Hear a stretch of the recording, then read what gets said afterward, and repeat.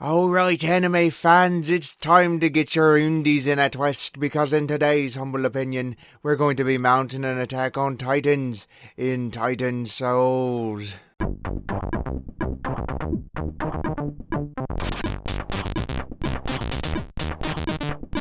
Titan Souls is a simplistic top-down action RPG developed by Acid Nerve and published by Devolver Digital. It's an interesting marriage of contemporary game design philosophy lovingly stitched together with a reverence for the old-school combination of easy-to-learn controls and a stiff difficulty curve and high demand of skill. It's a grueling experience for anyone willing to rise to the occasion. The most prominent aspect of this game is its mechanics, which I've described as old-school because it mirrors the simplicity of the retro classics of years past. At its core, it's a directional pad with two buttons. One button fires your singular magic arrow or calls it back to you depending on where it is, and the other makes your character dodge roll or break into a sprint. Movement and your arrow are the only control that you have over what's happening, and yet the minimalism lends itself to an underlying complexity in the form of combat. They complement the easily grasped controls with a rigorous demand for using them in skillful and intelligent ways that sometimes require tricky execution. The entirety of the game centers around instanced encounters with boss monsters, though the order is mostly up to you. In these encounters, both you and the Titan operate under the Sniper's Code of Honor, one shot, one kill.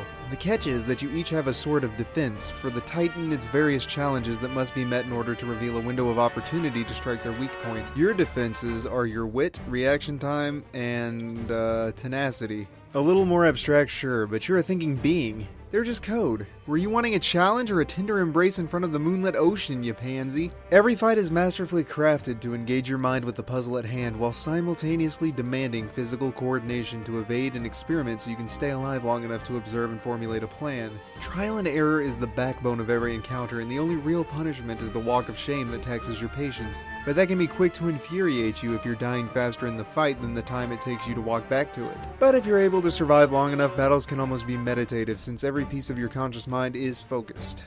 From a storytelling perspective, the narrative is left intentionally vague. It's told almost exclusively through nuance, atmosphere, and inference.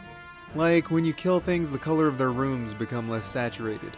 Perhaps that's supposed to symbolize something about your role in this world. Or maybe there is no story and the developers just designed things this way because it looked nice. No one knows for sure, but either way, this uncertainty serves to emphasize its focus on tight controls and gameplay by removing the need to reflect on the story.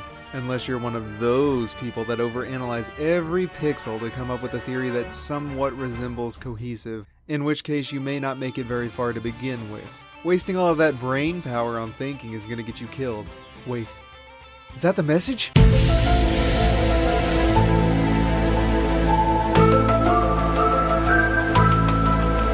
The graphical style is incredibly captivating with its vivid colors, and it echoes the overall feel of the game by using the minimalist medium of pixels to weave sophisticated and intricate designs and create a world that feels like it's alive and oozing with personality.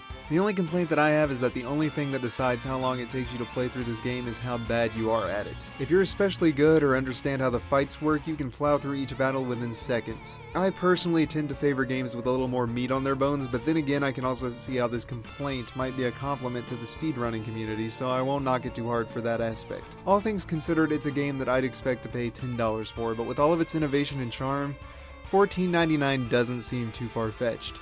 It's one hell of a bargain if you catch it on sale for $3.74, and I would highly recommend it if you're longing for a worthy opponent. Gameplay for this one scores a 10 out of 10, though in the context of a bundle, I can see how it would be a put-off to customers that aren't into these kinds of games or don't like being angry.